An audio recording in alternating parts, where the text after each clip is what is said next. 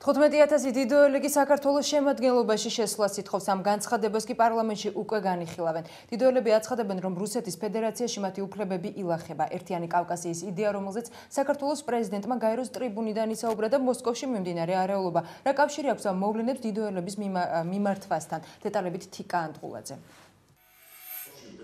საქართველოს პარლამენტში გამოგზავნილი 15,000 დიდოელის მიმართვა უმრავლესობის წევრმა ნუგზარ ციკლაურმა ჩაიბარა. სწორედ მის კომიტეტს ევალება დაღესტნის დელეგაციის განცხადებაზე რეაგირება. საქართველოს შემადგენლობაში დიდოეთის შემოსვლა ერთადერთი საკითხია, რომლის გადაწყვეტაზეც დიდოელებს საქართველოს პარლამენტი უარს ეტყვის.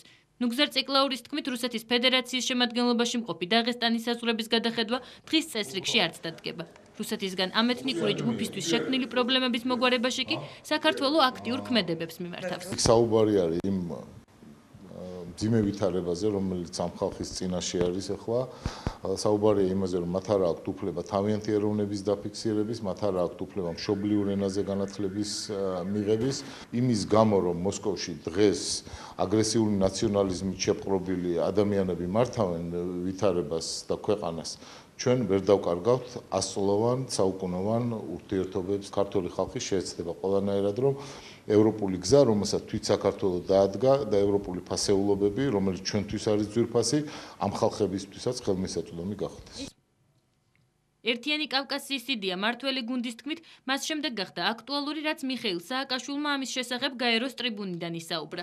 ექსპერტი ვასილ ჭყოიძე კი ამბობს, რომ საქართველოს პრეზიდენტის განცხადება კავკასიელების გააქტიურების ერთ-ერთი მიზეზი არის. თუმცა მისი თქმით, მოსკოვში მიმდინარე პროცესებმა ყველაზე მნიშვნელოვანი როლი ითამაშა. დაპირისპირება ნაციონალისტებსა და კავკასიელებს შორის ექსპერტის თქმით, რუსეთის მთავრობის პროვოცირებულია. საქართველოსა და კავკასიელ ხალხებს შორის ურთიერთკავშირის გაღრმავება ვასილ ჭყოიძის თქმით, სწორედ ახლა უნდა ინტერესს, რომელსაც იჩენენ ჩრდილოკავკასიელებს საქართველოს მიმართ, ეს თვითონ რუსეთის არასწორი პოლიტიკის დამსახურება, ანუ ისინი არ აძლევენ საშუალებას ამ ეთნოსებს, რომ ისინი განვითარდნენ. საფრთხე უფრო მეტად გვემუქრება იმ შემთხვევაში, თუ არ გადავდგით ეს ნაბიჯი ჩრდილოკავკასიელების მიმართულებით. ცნობილია ძალიან ბევრი მაგალითი, თუ როგორ გამოიყენეს რუსებმა ჩეჩენის საველე მეთაურები საქართველოს წინააღმდეგ და შემდეგ მოგვიანებით ისინი გაანადგურეს. რუსეთ-კავკასიის ურთიერთობებზე საუბრისას მამუკა არაშიძე კოლეგებსა და პოლიტიკოსებს სიფრთხილის გამოჩენას ურჩევს. ექსპერტის თქმით, საქართველომ ქვეყნისთვის სახიფათო ნაბიჯები არ უნდა გადადგას.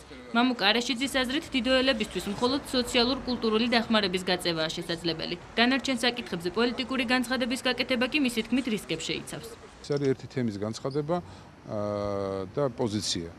ჯერ უნდა შემოწმდეს, რამდენად რეალისტური და რეალური პოზიციაა ეს. იმიტომ რომ როგორი ტიპის ესე იგი რეაქციას გამოიწვევს რუსეთის ხელისუფლების მხრიდან და რა დარტყმა მიადგება საქართველოს, ჩვენ არ ვიცით. ჩვენ ესეთი ისტორიული მაგალითი უკვე გვქონდა 90-იან დასაწყისში, როცა რუსეთმა მოახერხა კავკასიელების აგრესიის მიმართვა საქართველოს წინააღმდეგ. ისტორიულად დიდოეთი საქართველოს პოლიტიკური გავლენის ქვეშ მე-18 საუკუნეში ცოტა ხნით იმყოფებოდა. ახლა კი საკუთარი უფლებების დაცვას დიდოელები საქართველოს პარლამენტისგან უახლოეს მომავალში ელიან.